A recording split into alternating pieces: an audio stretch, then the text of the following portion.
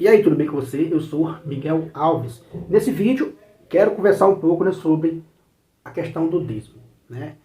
Um dia desses, lá na igreja, o padre contou, né, uma história que ele conheceu, né, uma família que o homem, a mulher, seus filhos ali, essa família todo domingo ia para a Santa Missa, né? Todo domingo ia para a Santa Missa. E de repente, né, aquela mulher e os filhos começaram a ir à missa, né, aos domingos, continuaram indo à missa aos domingos, e o homem não ia mais. Então, ele perguntou, né, àquela mulher o que aconteceu, e a mulher disse que não, que o homem tinha ido para uma denominação, né, protestante. Tinha saído da igreja, né, e tinha ido para uma denominação, né, protestante. Ele disse, né, esse padre disse que pena, né, que lamentável, né, que isso tenha acontecido, mas que a mulher e os filhos continuavam indo, né, para a Santa Missa. Passado ali alguns meses, 2, 3 meses, aquele homem voltou, né? Para a surpresa do padre, ele viu aquela família entrando na igreja novamente. Aí, mais uma vez, ele foi lá perguntar, no final da missa, e aquele homem, que havia saído da igreja católica, 2 ou 3 meses, uma coisa assim, falou, não, eu tinha saído, mas eu voltei, porque ser católico é mais barato. Então, né, ele usou esse termo, ser católico é mais barato. Por aí a gente já viu, né? Por aí a gente já viu que o que pesou, né, nessa história real, né, que o padre contou, que presenciou mesmo isso aí. Por certo, lá na denominação que ele foi, lá existia, né, aquele mandamento ao pé da letra dos 10% de tudo que você ganha, né, de tudo que você tem. Então eu resolvi gravar esse vídeo, porque realmente há uma grande, né, escravidão, né, do dízimo. As pessoas escravizam, os espertalhões, né, usam um texto, né, da Antiga Aliança, que não tem nada a ver com o protestantismo, né, lá de Malaquias 3, não tem nada a ver com o protestantismo, né, não tem nada, na verdade o protestantismo não tem nada a ver com as Sagradas Escrituras, né, são igrejas que homens saíram fundando por aí afora.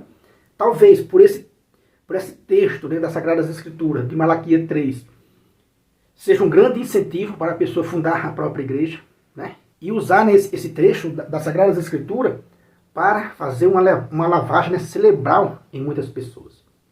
Esse é um texto que eles levam fielmente ao pé da letra. E repito, esse texto não tem nada a ver com o protestantismo.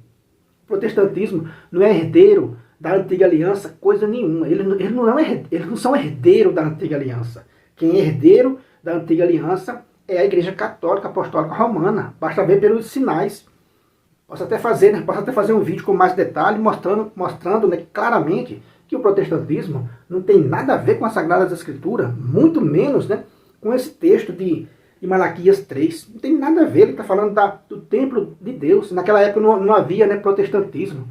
E quem é herdeiro da Antiga Aliança é a Igreja Católica, é a Igreja de Nosso Senhor Jesus Cristo, e não o protestantismo. Então eles não têm nada a ver com isso. Mas enfim, eles fazem uma lavagem cerebral para tirar o 10% daquele senhor e daquela senhora sem dó e nem piedade, né? São lobos ferozes. Veja, e terrivelmente adulteraram a Bíblia que ele usa. Agora há pouco também eu vi um vídeo, né, antes de gravar, eu vi um vídeo de um pastor, e ele lendo esse Malaquias, o livro de Malaquias 3, né, do 8 ao 10, tá diferente, né, adulterado, tá diferente de todas as Bíblias católicas que eu tenho.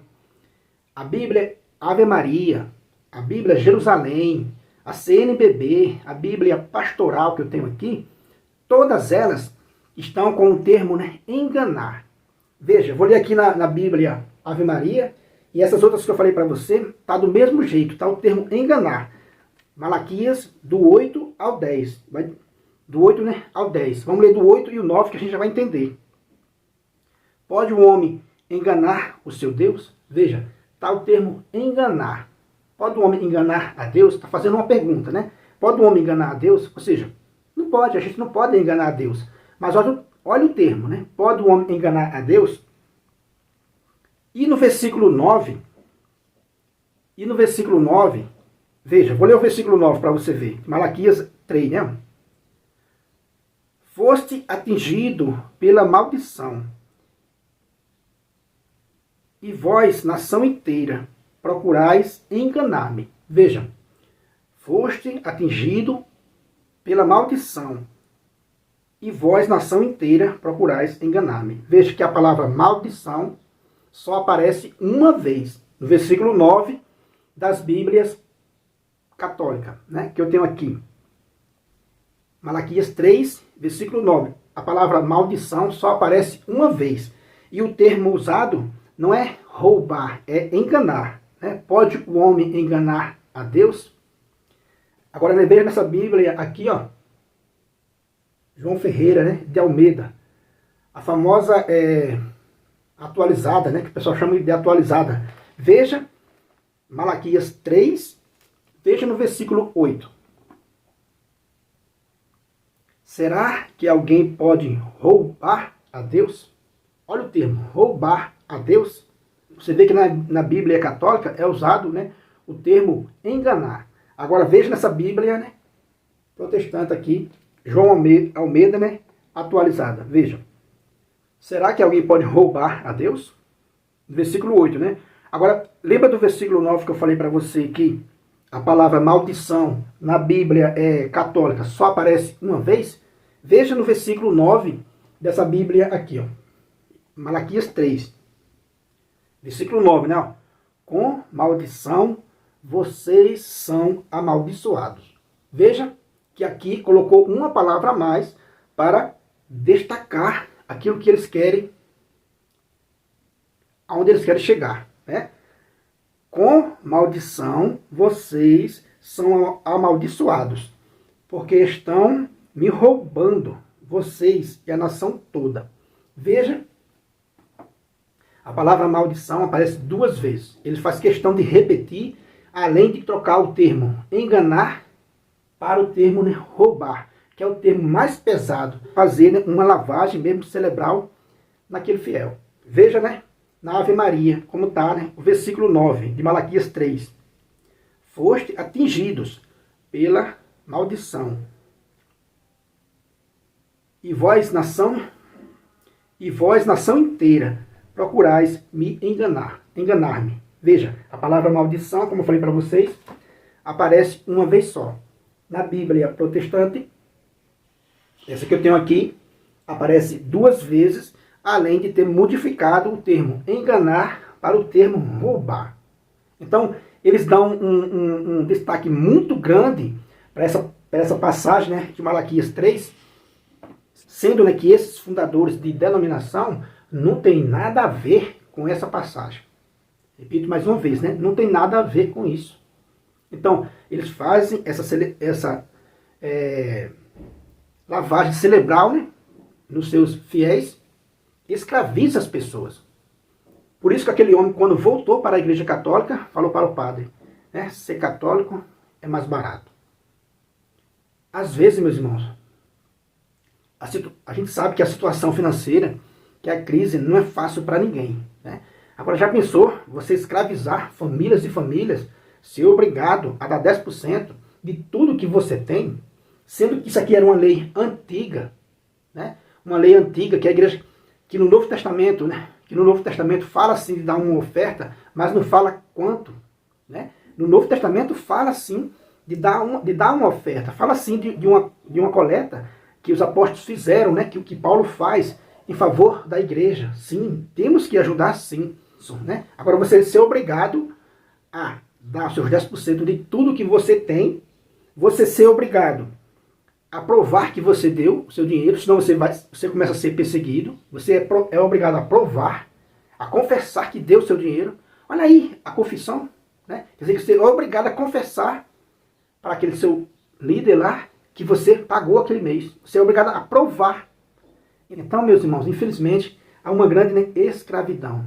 Há pessoas escravizando outras em nome do dízimo, em nome de um texto sagrado que não tem nada a ver com essa pessoa. Essa pessoa, esses fundadores, né, de denominação não são, né, não são herdeiro dessa antiga aliança, não são herdeiro coisa nenhuma, apenas estão usando as Sagradas Escrituras para enriquecer.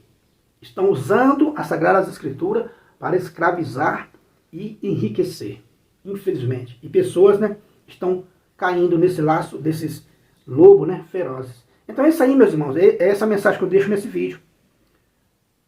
Para que pessoas, né, sejam libertas desses lobos, né, das unhas, das garras, né, desses lobos ferozes. Adulteram o texto sagrado, faz uma lavagem, né, cerebral e tira 10% de tudo que aquele pobre homem, que aquela pobre viúva conseguiu na vida. Esses lobos ferozes vêm tirando 10% de tudo, anota tudo num caderno, pode observar, tem denominação que é tudo anotadozinho. Você tem que provar, você tem que confessar que você deu aquele mês, senão você corre juro. É muito triste ver um senhor, uma senhora humilde, que ganha ali um salário mínimo, sendo né, usado ali o seu dinheirinho para sustentar esse tipo de gente. Lamentavelmente. Se você não é inscrito ainda nesse canal, eu peço a você que se inscreva, né? Compartilhe aí essa mensagem com outras pessoas. Deixa aí um joinha para fortalecer o nosso canal. Muito obrigado e fique com Deus.